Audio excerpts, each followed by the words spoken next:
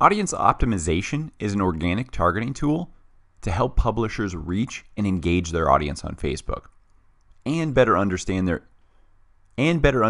interest of people clicking on their post.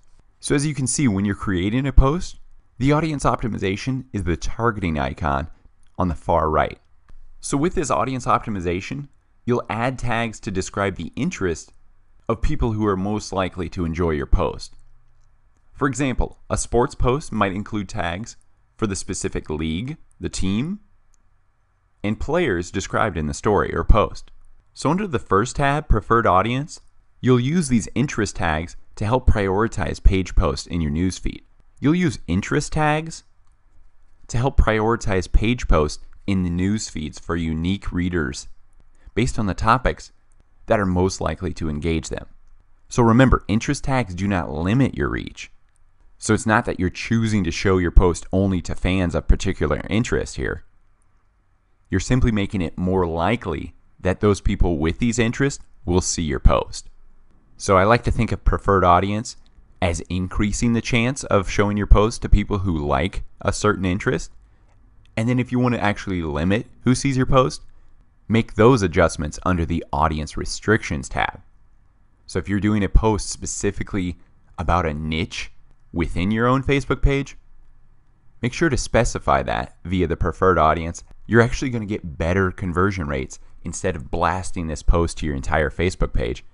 You're focusing it at people who actually have an interest in that niche and restricting it from people who won't care about it and won't click it, read it, or engage at all anyway. So here's an example post about Michigan football. So number one, I want to target audience with these relevant tags under the interest. These interests should define my audience. So under these interest tags, you want to tag a mix of broad and narrow niche interest terms.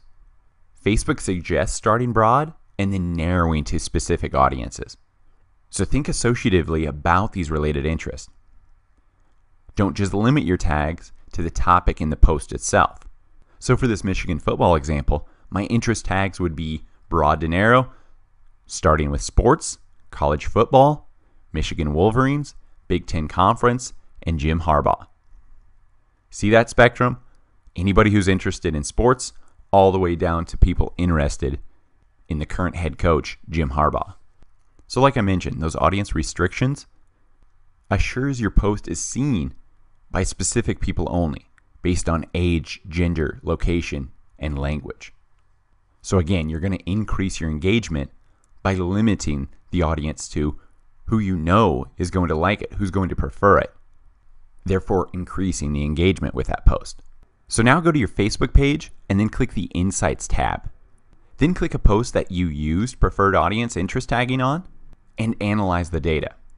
With this data and insights from this preferred audience, you'll now understand how different subsets of people are responding and engaging with your post based on interest.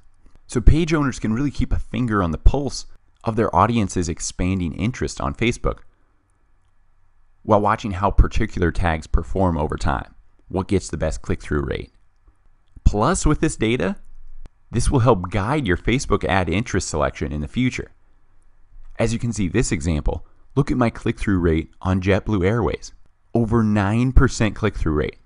I think that's going to be a great keyword or interest area for my future ads. You can find out a lot about your audience with this preferred audience option.